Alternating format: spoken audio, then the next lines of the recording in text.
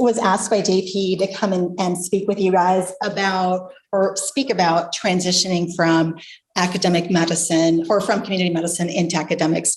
I am somebody who, out of residency, went into private practice in the community and then came back and joined the faculty.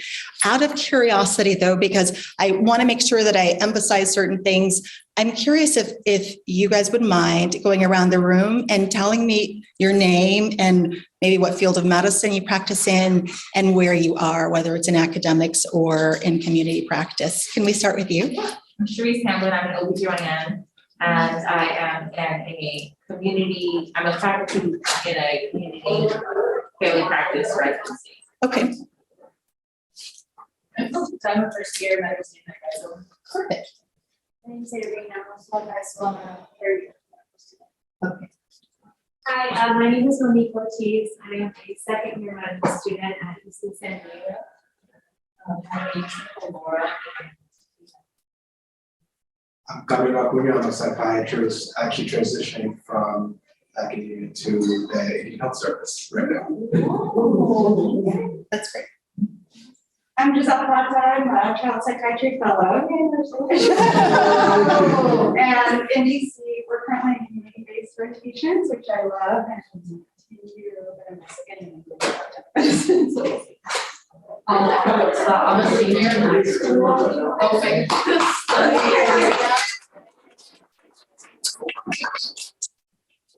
Hello, my name is Gazette. I am actually a college advisor, so I'm here with some high school students.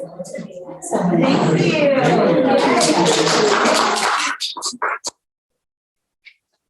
Hello, I'm Jasmine. I'm a fourth year medical student and welcome to one year medicine. I'm Haley. I am a fourth year medical student as well, and I'm going to emergency medicine. I'm a kid. I'm a third year med student. I'm interested in psychiatry. My name is Antel. I'm also a third year medical student.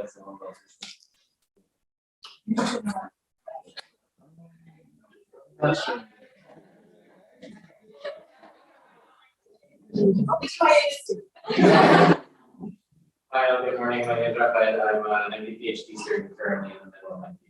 Yay! I'm David. I'm a fourth year medical student at the University of Minnesota. Hi, my name is Esmeralda Lopez. I'm a third year medical student at Washington State University and I'm interested in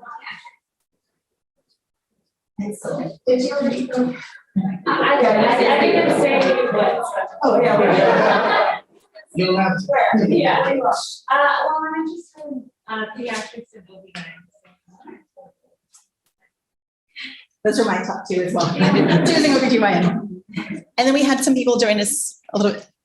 Hi everyone, my name is Melanie. I'm a second year student at Michigan State. I'm interested in family medicine and My name is George. I'm a third year medical student at Trinity Connecticut, and I'm interested in this. Excellent. Hello everyone, I'm Patrick. I'm a first year medical student at Michigan State. So I'm not sure how medicine will work. Something there. Yeah. Excellent. So I'm very glad to hear that many of you are early in your training. Oh, yes, thank you. I'm Miguel Ruiz. I'm internist. I was here in Minneapolis. I work in a health, in a big healthcare system, which is associated with here, right? Excellent. I had thought from what JP said that we would have more people such as you, Dr. Reese, who were in community practice and maybe considering switching to academics. I'm so glad to hear that many of you are, like I said, early in your training, because I really want to encourage you guys to go into academic medicine. And so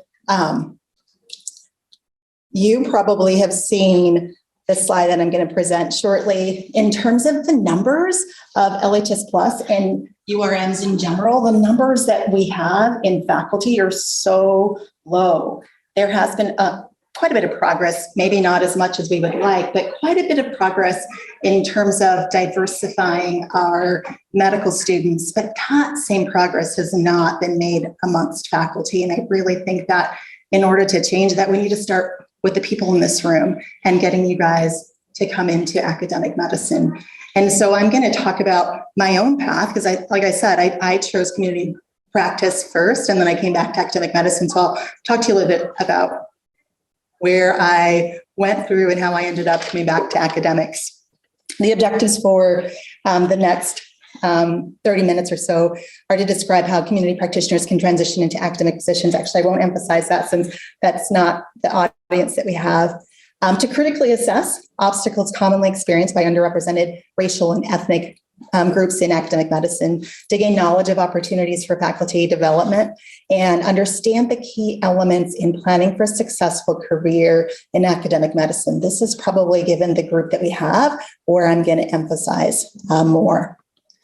And so first, I just want to start by saying that, and actually, the very first slide says that one of the new rules that I have that was not in the bio, and I say this only because it illustrates why it's important for us to go into academic medicine and what you can accomplish. So I, 2 weeks ago, was appointed Assistant Dean for Diversity, Equity, and Inclusion. Thank you.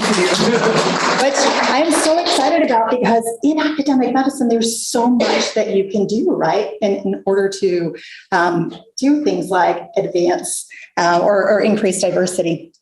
But I want to start with a land acknowledgement, and I want to say that the University of Arizona is on the land and territory of Indigenous peoples. There are 22 different tribes that are federally recognized in Arizona, and Tucson is home to 2 of them, the O'odham and the Yaqui. And the University of Arizona, one of the things that I love is committed to diversity, equity, and inclusion, in particular when it comes to Native nations and Indigenous communities. So why do we need you in academic medicine? What's so great about academic medicine? Why do I love it? Academic physicians can serve as agents of change. You guys have heard, I'm sure, and probably are involved in so many different pathways and pipelines. And so these are things that have really made a change, like I said, in diversifying our medical students. And so in academic medicine, you have the opportunity to institute these changes. One of the things that I'm working on is developing a similar pathway for residents and fellows to go into academic medicine and give them the tools that they need and address some of the obstacles that we're going to talk about in the slides ahead. Other advantages. So some of you recently had this happen, right? The white coat ceremony. I love teaching medical students and residents because there's so much excitement. Like it just never gets old. I love this picture. Look at the joy in her face. It reminds me of when I was a new medical student putting on that white coat for the very first time. And some of you, like I said, recently experienced that. And to be able to propagate that forward and continue to teach and mentor young trainees is such a powerful thing, and what sets academic medicine apart from community practice. Of course, you can be in community practice and do these things, but really when you're in academic medicine, this is what you're doing. When you're in academic medicine, let me go back. What I love about my job, in addition to being a mentor for young trainees, I also get to see patients. So I have my own population of patients that I take care of as an OBGYN, that I go to their deliveries for. I get to do surgeries and that sort of thing. So I'm able really to do the best of both worlds. This is the graph that shows where we fit in terms of, this is data from the AAMC and from 2018, but I can tell you that in the last 4 years, nothing has changed. The numbers are still pretty much the same. And so for LHS Plus, it's the purplish color on there, 3.2%. We comprise 3.2% of US medical school faculty. Good reason why you guys should go into academic medicine. So here are some obstacles to pursuing careers in academic medicine. This is an article from J.P. Sanchez and some other authors that looked at racial and ethnic minority medical students. And they really sought to answer what they thought were obstacles to pursuing careers in academic medicine. And so they were lack of information on academic medicine as a career option, perceptions of having greater difficulty succeeding in academia, perceived lack of competence to perform scholarly research, and perceived obstacles in the promotions process. You guys have heard a lot, I'm sure, about the barriers that underrepresented minorities experience in academic medicine. And so this is a paper that really described 5 of them.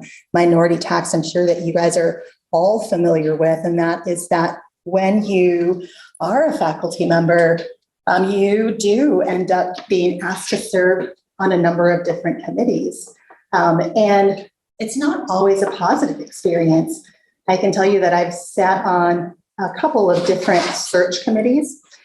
And one negative experience that I had was that it was a search committee for a chair of a department. And the chair of the search committee pointed out the fact that I was there representing DEI. I mean, I don't think he needed to do that. I was the only brown person of color on that committee, but it still felt like, okay, I don't really belong here, because even he is here sitting and explaining that this is my role. So there is that tax of not just you having to participate in these committees, but what it does to your psyche to have other people perceive you this way and to experience microaggressions and that sort of thing. In the last talk, we heard about mentorship and why it's so important to have mentors and have somebody that you can share these experiences with who will validate what you're feeling and encourage you to go on. The gratitude and loyalty tax. Often when an underrepresented minority is in a position in academics, they sort of feel like, oh my gosh, you did me a favor to give me this position. And now I feel like I can't leave you, even though I have this wonderful opportunity somewhere else. I can't leave because you've given me this opportunity. And then, of course, imposter syndrome, which I'm sure that everyone in this room can relate or understand what that means. And I'll talk a little bit about my own experience with imposter syndrome when I tell you my story. Distance traveled is another barrier to progress and something that I think is not commonly thought of. Underrepresented minorities often have a greater distance traveled in terms of getting to where they are. For example, they may have to work through college or medical school. They may have to use some of their scholarship money to support their family and that sort of thing. And then the last one, which is a power distance. And that speaks to when you are somebody who maybe is perceived as having less power, really allows the person with higher power, like the chair of the department, to make all of the decisions. Here's one more article, and I'll share my own story. So 4 things from URM faculty in terms of reflecting on obstacles that they have encountered in academic medicine. One is absence of mentoring and sponsorship, imposition of tax in the form of administrative responsibilities that surpass expectations of their counterparts, difficulty in managing conflict situations, and lack of guidance of the process of promotion and tenure. So pause here and tell you guys a little bit about my own story, why I went into community practice, why I came back. So I'll start early in saying that my parents definitely were not able to help me along this path. My father was a mechanic. My mother never graduated high school. And so all of the physicians that I had met growing up were all white. All of them male except for one female. And so I never really saw myself as, oh, I could be a doctor. It just wasn't something that I envisioned. And so when I was an undergraduate, I decided that I wanted to be a scientist because I loved studying science. And I thought, well, that would be really cool too. And so I ended up getting into graduate school at UC Irvine in neuroscience. And I loved the research that I was doing. But what I really loved more was 2 things. One is that I was in a department that was in the College of Medicine, so I was teaching medical students neuroanatomy. And I loved that. That was really fun. I also was a graduate student ambassador, so I was able to go out to different like national conferences and so forth and recruit people to come and join us in our graduate school. So I really loved doing that as well. What I didn't love was being in the lab at like 11 o'clock at night running a gel. That was not fun. There was one time that I was working with this radio labeled isotope and I forgot to put the plexiglass and it was like 11 o'clock and I was tired and I was like, yeah, that's it. This is not for me. I do not want to be doing this. So then I decided to go to medical school. There was one thing that happened to me in graduate school that both contributed to imposter syndrome and contributed to me excelling. And that is that I overheard a graduate student say, well, you know, she's only here because of the color of her skin. Those were hard words to hear, but it led me to work really hard. I was in the top 10% of my class. I graduated AOA.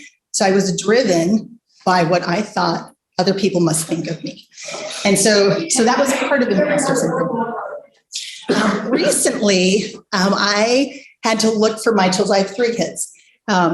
And we finally took a trip. COVID sort of squashed all of our plans for travel. But we took a trip and I went to dig out their passports and realized, oh my goodness, they're expired. So then I had to go and find their birth certificates. So I went to this filing cabinet where we have all of our important documents. And in that filing cabinet, I found my personal statement for medical school. And it was like, this was like 20 years ago, you guys. So yes, I had exactly that feeling of, oh. And in my personal statement, in my personal statement, I said that I wanted to go into academic medicine, that I wanted to teach, and that I wanted to recruit other underrepresented minorities. And it choked me up a little bit because this is what I'm doing now, and that's great. But there was a time where I lost that, where I didn't really have that vision anymore. So I excelled in medical school. When I went to residency, it was a completely different story. I didn't feel that same, I'm excelling, this is great, I'm doing great.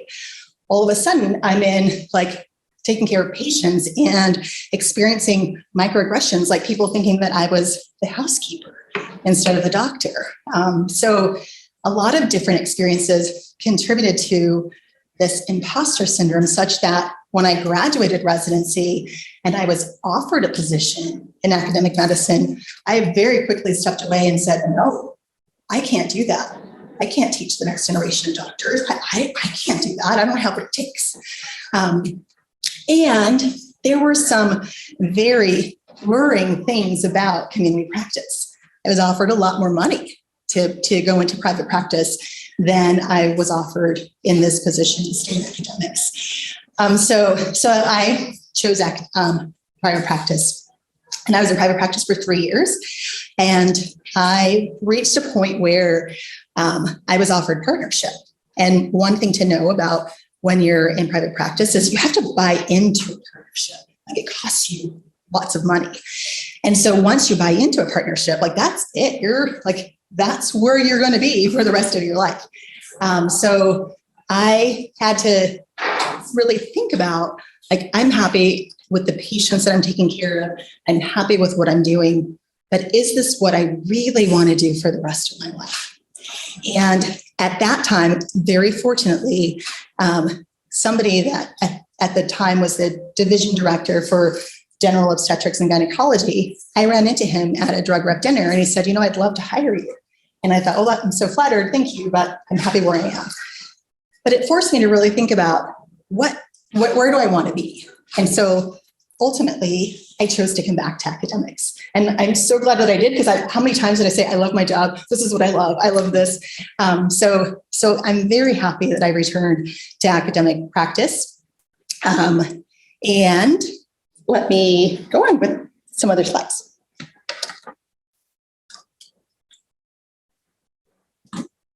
So I think that a really important thing for you guys to do those of you that are early in your training, trying to figure out where you want to be in terms of like private practice, academic medicine, what field of medicine, where do you see yourself in 20 years?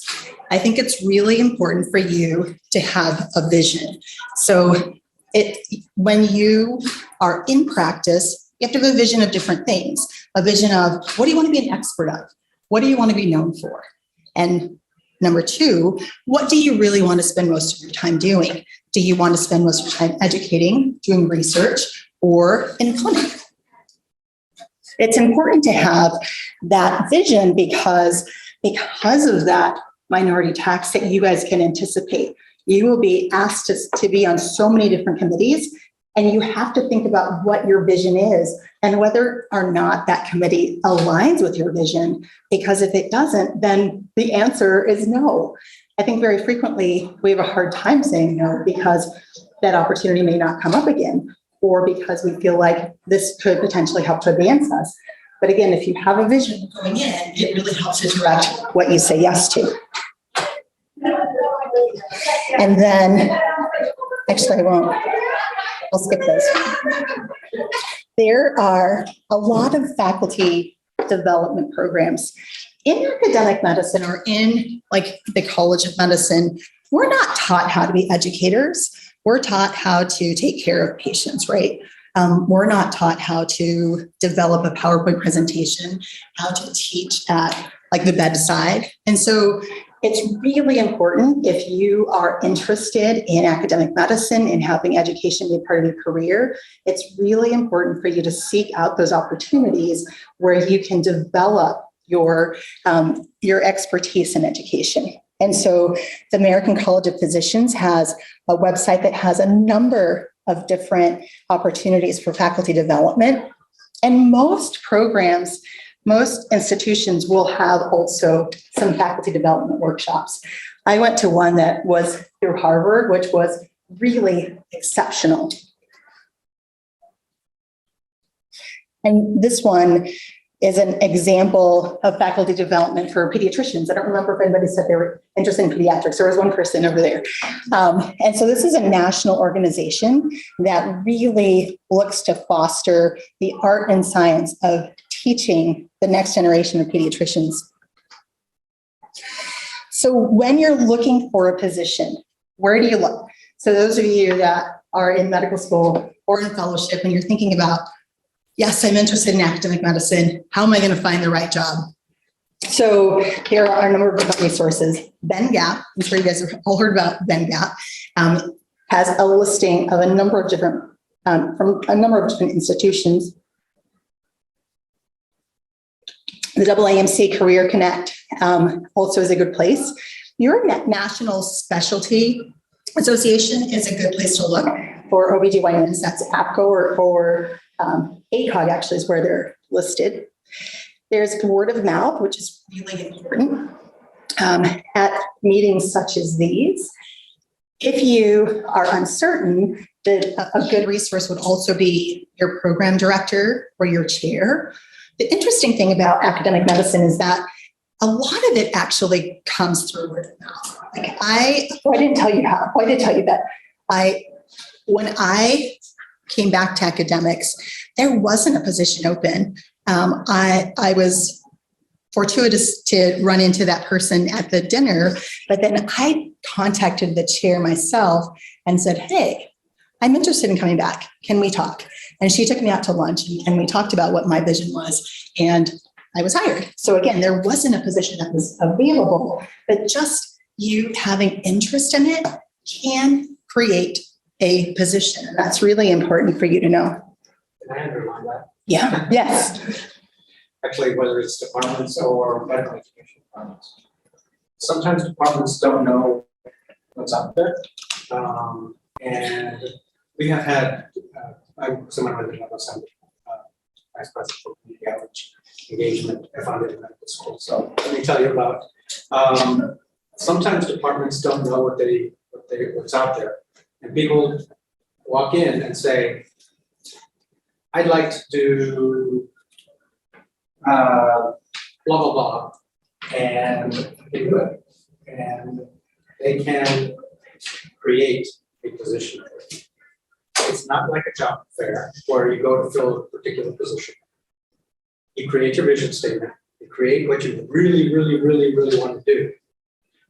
And you talk yourself into a job. It occurs more often than you can imagine. I'm sorry. Yeah, no, thank you, because I think that that's a really important thing for you guys to understand, because you might be looking for, oh, let me find an academic position in all these different organizations, but one can be, and I can tell you that in this climate, one will be created for you if you show interest.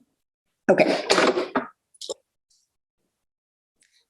And here's some tips for a successful search. Again, it's really important to know what you want.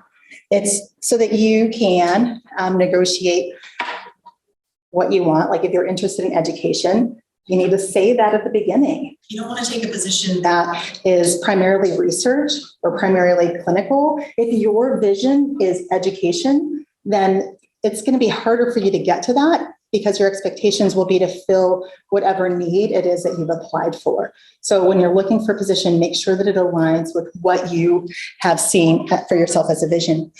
It's so important for you guys to learn the art of negotiation. So like I said, one of the things that led me to go into community practice was they offered me a lot more money. And I didn't have that skill set to say, you know, I love academics. Here's what I can offer you, but here's what I need.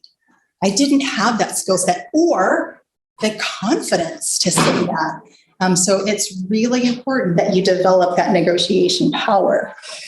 And then also, when you're thinking about where you're going to end up, it's really important for you to remember that there are other benefits that are not monetary.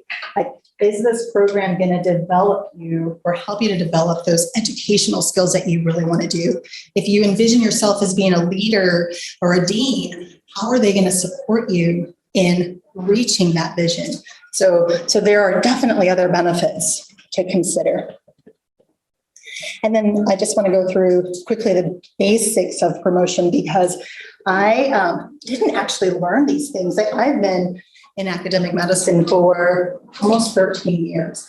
And it was just recently that I learned about the basics of promotion. And one of the obstacles that I had mentioned in one of those papers is like this perception that it's going to be hard to promote, or maybe not even knowing what the promotion process is. And so I want to just go over this. There are 3 academic missions that are true among all institutions. And so they are scholarly activity, clinical duties, and service. Actually, both scholarship and research. So those are the 3 things where you will focus on. When you are deciding on what clinical track you're going to follow, it's important for you to identify, what do you see as the area that you want to emphasize? Do you want to do research? Do you want to primarily be an educator? Because then that will help you to decide on the track. And then here are some examples of activities that are measured in the promotion process. So grants and peer-reviewed publications, textbooks, whether or not you've contributed to things like UpToDate, program development, including educational development, educational leadership, QI projects and clinical advancement, and other evidence of relevant expertise and leadership results. That element of expertise is also so important. One of the things that I learned when I was much younger at one of these meetings was that somebody said, you don't want to be a jack of all trades and master of none. Like, you don't want to be interested in a lot of different things. When you're looking to promote, you want to be able to say, I am an expert in the treatment of endometriosis, and this is what I can contribute. I'm not really an expert in endometriosis. That just is what came to mind. But still, you want to be an expert in a particular area. That really will help you with the promotion process. And it will help to focus any research that you do and also the things that you're teaching. And then there are different requirements. So in order to promote from assistant professor to associate professor, there are requirements at each step, and your institution will be completely transparent, but you may have to know to look for these things. I didn't know where to look for these things or that they even existed. So you have to know what they are and where they are. Just very quickly, I want to say that there's tenure versus non-tenure track. And then different institutions will have different tracks, but usually they include scholar, clinical, and educator. At our institution, we have all of these more than 6 different tracks. And so really, I didn't put this up here in order for you to try to figure out at the University of Arizona, what are you supposed to do? Really, I just want to emphasize that your institution should have something like this. For example, I am in the clinical scholar track. And so this is what the expectation is for that track.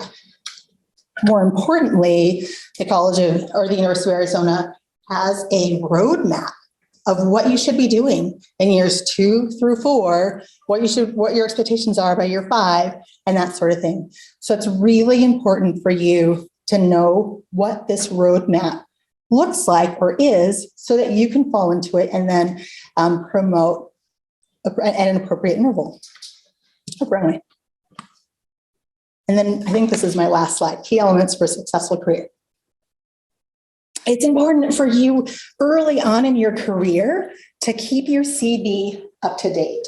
So any presentation that you give, any talk that you give, anybody that you mentor, you should immediately put it into your CV. And then there's also the importance of creating a teaching portfolio.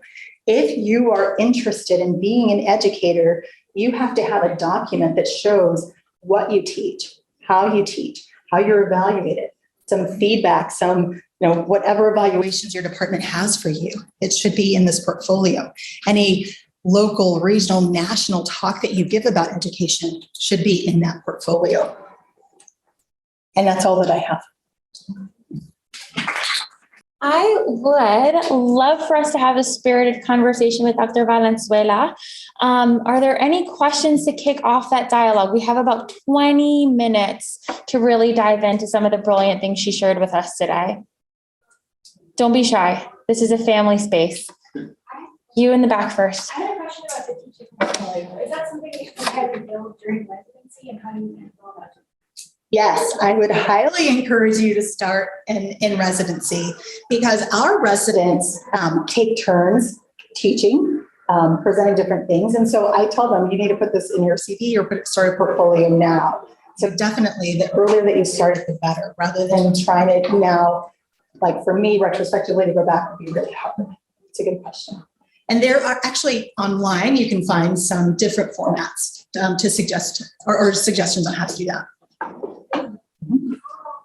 As a clinical educator, one of the things that is frequently overlooked, in my mind, Please. are things that you invent on rounds. Mnemonics, ways to remember things, dosing guidelines. Residents are very creative in the ways they remember things. That's intellectual property. You are inventing intellectual property. Okay? It sounds like it's so haughty, right? But if you submit it to PubMed, they will take your teaching materials and publish them. And then all of a sudden you are a published author of a teaching module, which becomes absolute gold for promotion. So teaching portfolio doesn't have to be fancy in terms of what you do. It just basically captures what you do. So capture what you do what you capture. MedEd Portal is another really good place to publish your innovative work in education. Yes. What were the challenges you faced in transitioning from community doctor to an academic kind of teaching position, and what really helped you through those challenges? Thank you for that question. So the challenges that I faced were, number one, like I said, we are not taught how to be educators. So how do I create something that's going to engage learners was a very challenging thing for me. And a very helpful thing was that Harvard faculty development program that I participated in. I really felt like that helped me to develop those skills. Another really challenging thing for me, and it speaks to minority tax in terms of my expectation, because I am a Latina, I was primarily in the clinic that was on the south side of Tucson, which for me was a 45-minute drive. And so that added an hour and a half to my day, which contributed to burnout. Like I wasn't happy doing that. And so I really didn't feel like I had a voice to say, this is not what I want to do. But after a couple of years and not being happy, I spoke up and said, this clinic is so much closer to my house. This is really where I want to be. And that's all I had to say. And I've been there since. Yes. Talk about your role with the medical school and residents, like what the titles that were mentioned at the beginning, what does that translate to as far as your decision making or involvement in the medical school and residency education process? Yes, thank you. So I am currently the residency program director, and I like that is sort of like very much like an imposter syndrome. Like, oh my gosh, before I didn't think that I was good enough to be a teacher. Now I'm in charge of the teachers. And so one thing that really helped me was that APCO has, or CREOG has training for program directors that was incredibly helpful. And so you're right, and that's such I can't even say I'm the boss. Like I developed the curriculum, and so one of the things that I looked at when I first took on that role, I looked at our curriculum. I said, "What are we doing well? Where are our deficits?" And I recognized that one of our deficits was in the teaching of health inequities, and so now that's a part of our curriculum. And so yeah, that's my role. As far as assistant dean for DEI, my role or what my task is going to be is to strengthen the pipelines that we have for undergraduate students. And already I'm thinking of like the pipeline, like I said, that I can create for our residents and fellows to come into academic medicine. Does that answer your question? Yeah. Yeah, first, thank you so much for everything that you shared with us today. I'm really interested in academic medicine. Some things that I've gotten when I've expressed this interest is a lot of like negativity. But another thing that I've gotten is kind of, especially in the procedural specialties, I'm a fourth-year medical student, I applied into like and one comment that I've gotten is, well, I don't know if I go straight into academic medicine right after residency, how well like my surgical skills are going to be. If I don't know my own style, like I don't feel like an expert myself, then I'm going to be thrown into like allowing like residents to kind of like lead my procedures or whatever it might be. Yeah. So I guess what is your perspective on that? That is such a good question. And I can tell you that that's also part of what I didn't say that led me to go into community practice is I really felt like I needed to stand on my own 2 feet before I could teach somebody how to do a hysterectomy. And actually, I'm glad that I did because I learned so much. Like the learning curve outside of residency when you first graduate is so steep. And I learned so much from the senior partners that I worked with.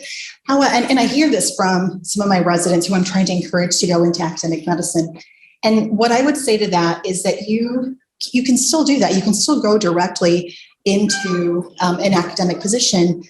I would encourage you, like if you are in a position where you're like, okay, I'm a little bit uncertain about how I'm doing this, it's really important for you to seek a position where you will be supported, where you will have another faculty member in the room operating with you. And really, I think that that's what all procedural programs should do. At the University of Arizona, we don't do that great. So you are sort of thrown in and all of a sudden you're operating with residents. But I think that really doesn't happen everywhere. And you should seek a program that's going to give you that support. Any other questions? Yes. For the medical school at U of A, what's the breakdown like? I think that over the last 2 years, we've all been talking about, we've been hearing about, and so I wonder about people in the positions and choosing the class. You know, have you seen a change as far as an institution and a commitment to diversity and inclusion? Like, have you seen a change in the actual numbers? I'm embarrassed I don't know those numbers because that definitely is something that the University of Arizona prides itself on, and that we have improved the percentage of African-American, Latinx, and Native American students. I just don't know the numbers, but it has improved over the last 10 years.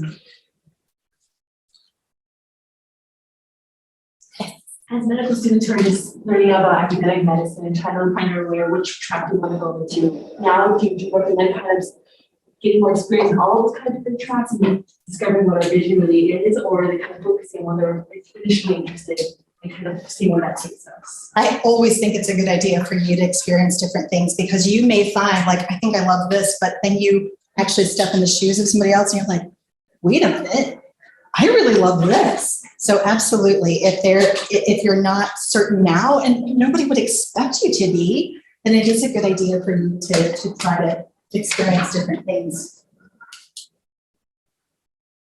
Maybe building off of that a little bit, as a first year, could you talk a little bit about the differences between community medicine and academic medicine? Yes, having experienced both, I can tell you that in community medicine, I focused primarily on taking care of patients, right? And I developed great relationships with them.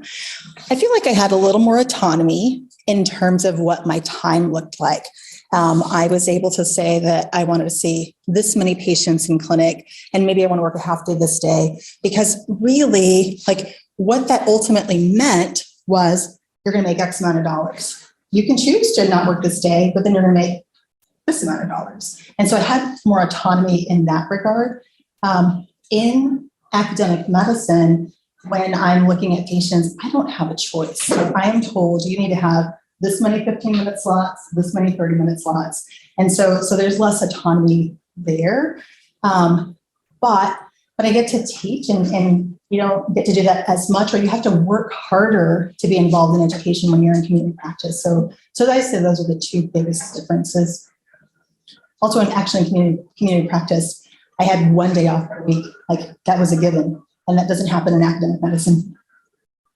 But I'm making community medicine sound great. No, I want you guys doing academic medicine. Yes. I guess going off of that, how much of your time is spent in, seeing patients and also doing anything else, to be honest, because I'm really interested in both, but I also feel like I would like to see patients as well, and I do myself, but I feel like sometimes if I'm doing the things, I don't know, sometimes I feel like split.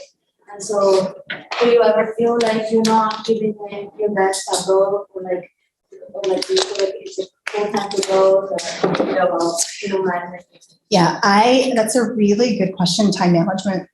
I spend a lot of time working at home, doing charts, preparing like the curriculum, looking at things for my administrative roles.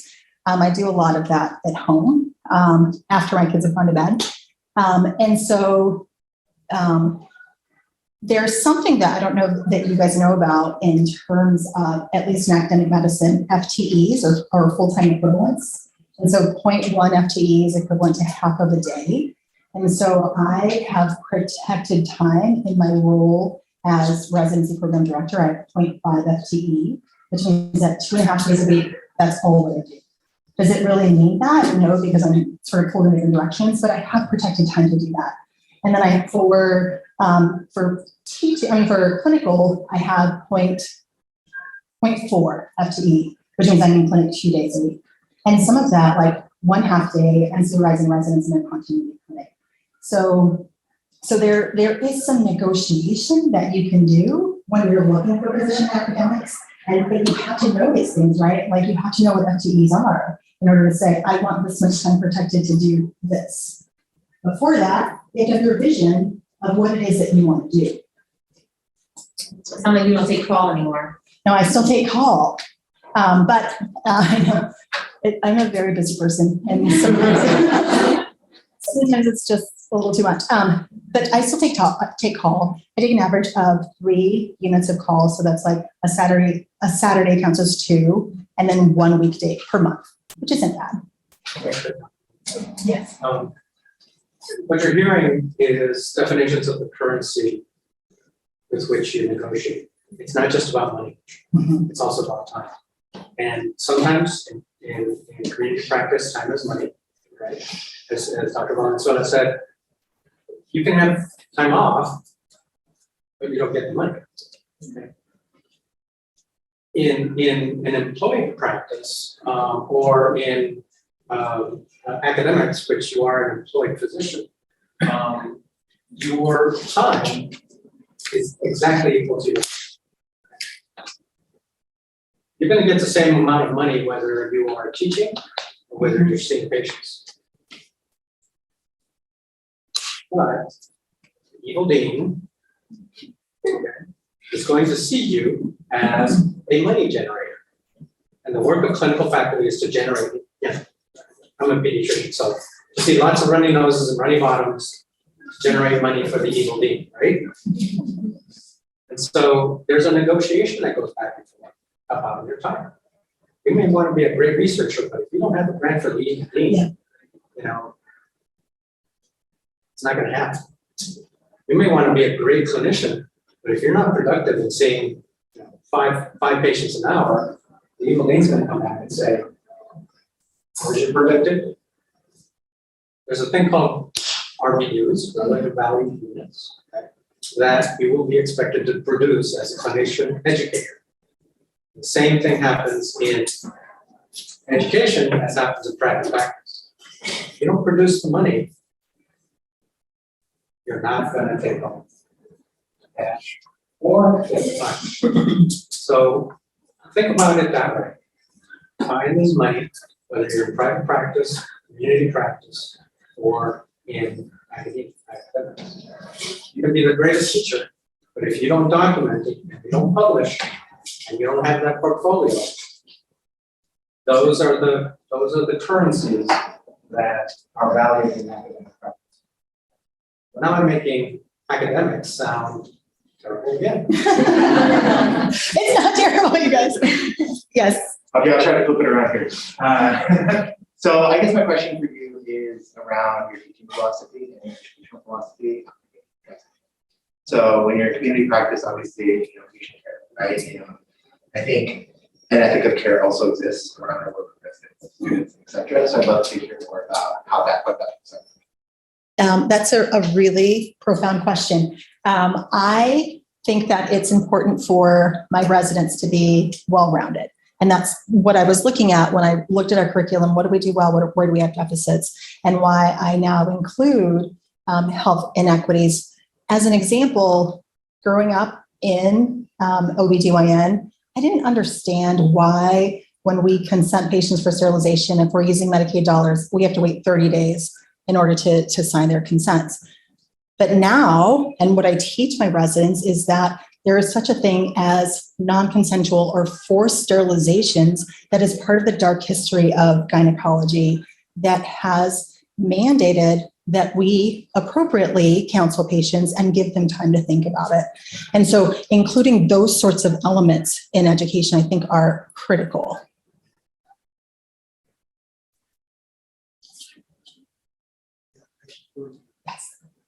Thank you so much for your time. And going back to the question of like, how do you have your, how do you balance your time and money? And I know this is fairly common in psychiatry, but maybe you can speak a little bit to sort of more broadly the ability to also split time between community work and academics, right? A lot of psychiatrists have private practices, they go home at the end of the day, they have nothing in their clinic and they're teaching sort of elsewhere. Can you speak a little bit sort of how you can also balance that? That's a really good question. And I actually don't have any experience with that. Maybe you can share. In our institution, or at least in our department, we don't have anybody that does that. We do have people who are affiliated. So we have people that are in community who are affiliated with the University of Arizona. They get all the benefits of somebody who works for the University of Arizona in terms of like discounts at the bookstore, for example. But they carry the title of affiliate something, but they don't actually are employed by us. They don't have any buy-in to what we do as an institution because they have their own practice. We do. We actually formally title them as clinical community faculty. And as you said, it's time and money, right? We don't pay them. But there are some benefits. Use of the library, free up to date, free digital searches, making sure that all CME at the university is free to the faculty, okay? To the community faculty. Having said that, they pay us back in time.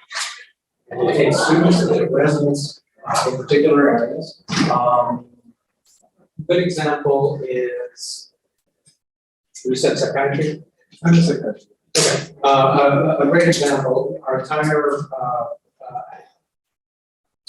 child and adolescent medicine is in one big child and adolescent practice group. They rotate teaching residents consistently. We have residents 6 days a week at that area. They assign their faculty for that teaching. Okay? Faculty do not get paid for that. Junior faculty don't get paid for that. But they get so, kind of the best of both worlds. Another model is sometimes, for example, I've experienced. I paid for medical school through the National Health Service Fund. As a young faculty member, clinical instructor before I had my course, I was sent out to see running noses and running arms in Pagans, Texas, which is a tiny little town. Literally worked in a troubled by trade for 2 years. Received residents, received faculty, received a salary. Came in 1 day a week to the university, made the didactics, and then back out. It was a faculty program, but it truly was a community practice. Okay? A little bit isolating. It was out in the middle of nowhere, but there are positions that you can do those kind of things. And again, back to the earlier interruption. Sorry, you can negotiate those kind of things. You can create those kind of positions. Basically, what I came to the university to say was, I have this obligation. I want to be an academician. Can you pay me a salary? In return, I'll pay you with time. I will take your residence, your board rotation residence, create a module for you. Write a grant. Eventually, I wrote a grant. Got funding through Kellogg Foundation. That's one thing that I didn't see in terms of faculty, the difference between grant writing. It's unusual that community faculty have grant, but not as unusual as it is. So there are these mixtures. You have to start from a position of purity, understanding what academics is supposed to be, understanding what community practice is supposed to be before you start blending those. I think you guys do a great job. Another part of that as well, just to piggyback, if you don't mind. Yeah, please. That's very similar to what I've done within my community hospital. I have an appointment at the University of Connecticut where I take their medical students and I bring them with me in clinic, and I'm a subspecialized neurologist with a very particular patient component. So my cachet to them was, I'll be able to teach your students about multiple sclerosis, about neuromyelitis optica, about myasthenia gravis, bring them in with me, and in return, I'll give you my time. And so I'm able to engage in community practice where I'm providing a otherwise underserved community with subspecialized care, and I'm still able to teach and work with medical students, and hopefully in the future with their neurology residents. And it gave me an opportunity to have a little bit of the best of both worlds, at least for now, when I'm in a life period where I'm an early faculty, I'm in transition, I'm building my family, giving me more protected time to do so, with the foot in the door to eventually migrate back into a greater academic position. So there's a lot of ways that you can negotiate that. And with that said, I don't want to crash the party, but we are out of time. So unless there's one additional burning thought, and I'm looking at you. Yeah, you wanted to say something. I will. Okay. I wanted to hold these two positions as an example of coming to the same kind of realization from different ends of the spectrum. Dr. Valenzuela went into medicine, really realized that she really kind of wanted to do academic practice and transitioned into academic practice. Dr.